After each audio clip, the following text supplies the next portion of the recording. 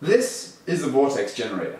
People often loosely understand what they are, or think they understand what they are, or sometimes just don't know at all. Today I'm going to explain how they work and debunk any myths or misconceptions you may have had about them.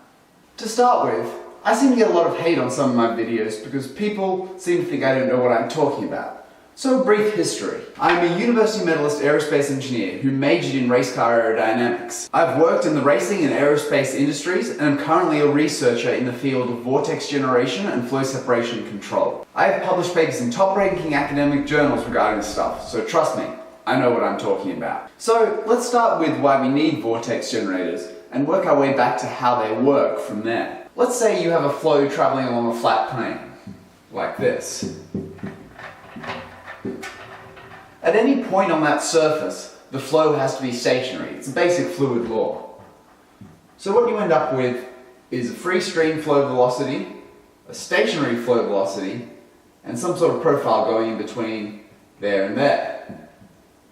So the flow here is slower than there. This is known as a boundary layer, and is where a bunch of turbulent mixing occurs, and it's got several different zones, but that's not important. Now, if you transfer this concept to a curved surface like this, you can imagine that this flow will try and stay attached to this curve the whole way down. So you'll end up with a flow path like that. This leads to our two main regions of flow. You can characterize most flows by separated or attached. This is an attached flow as it follows the surface. A separated flow will move off from the surface and go over here.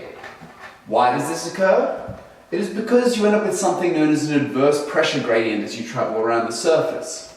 This flow wants to continue going straight, this surface wants to pull it down. So you end up with a suction, adverse pressure. This will cause an eventual reversal of the boundary layer, which will then cause it to spiral around like that in what's known as a separation bubble, while the flow kicks over the top.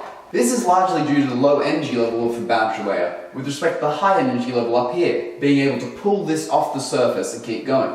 This will only occur at a certain critical adverse pressure gradient, so it's defined by angles, things like that. Now, why is flow separation bad? Let's consider a basic example. In layman's terms, imagining a basic example like an inverted car wing is quite simple. You can think of it as the flow comes in here, and then we want to deflect the flow up here and end up with it somewhere over there.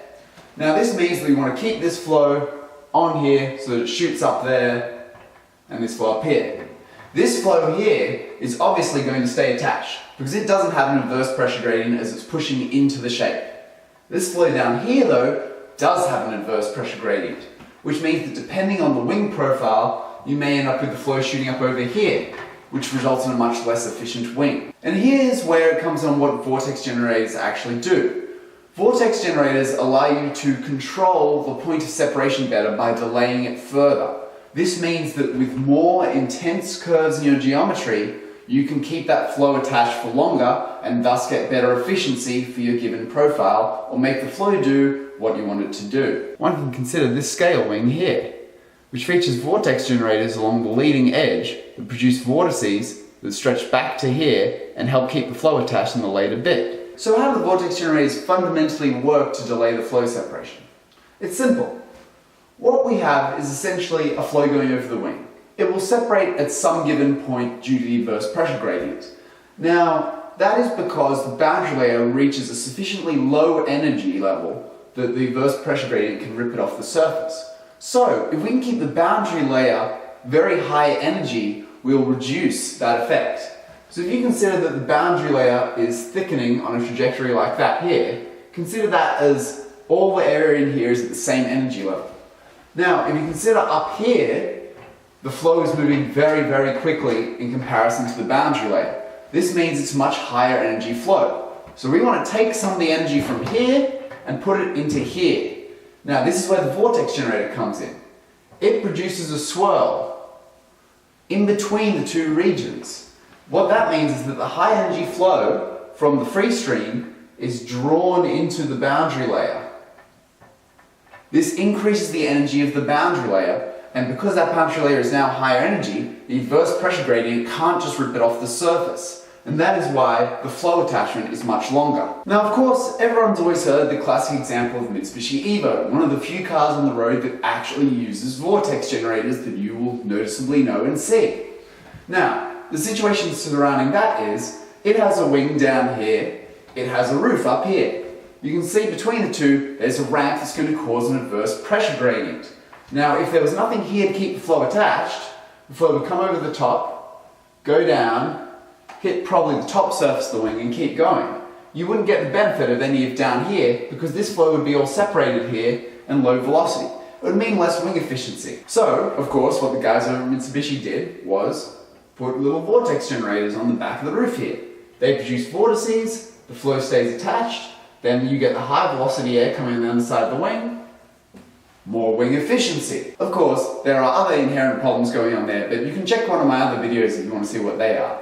Now, online I have seen a bit of argument of people saying whether or not vortex generators work or do anything. I assure you they work, and I can prove it to you. This here is an experimental wing that I designed to test the effects of vortex generators, in particular an active vortex generator setup.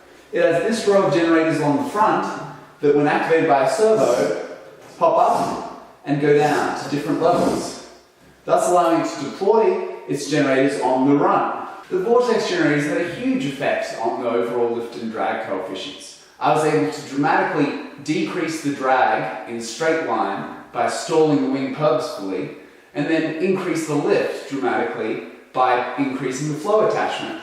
Now, when I say dramatically, this huge wing could only produce 30 kilograms of maximum downforce at 100 k's an hour. And that's only a 20% improvement with the vortex generators. So basically, for a road car, it's not really going to make a difference. But for something like a race car, you will actually be able to see a slight difference in lap time, and every little bit counts. There are a number of different vortex generator types too. Vane, doublet, wheeler, double vane, delta vane, forward-facing ramp, backward-facing ramp. The list goes on and on. Vane is the most common on things like F1 cars because it's very easy to implement, and then you end up with things like ramps on things like Mitsubishi Evo. Important thing to note here though, people, the ones on the Evo are not very efficient. Now, you may say that this is just me saying something, but no, they're not, because Mitsubishi needs to be able to manufacture these things.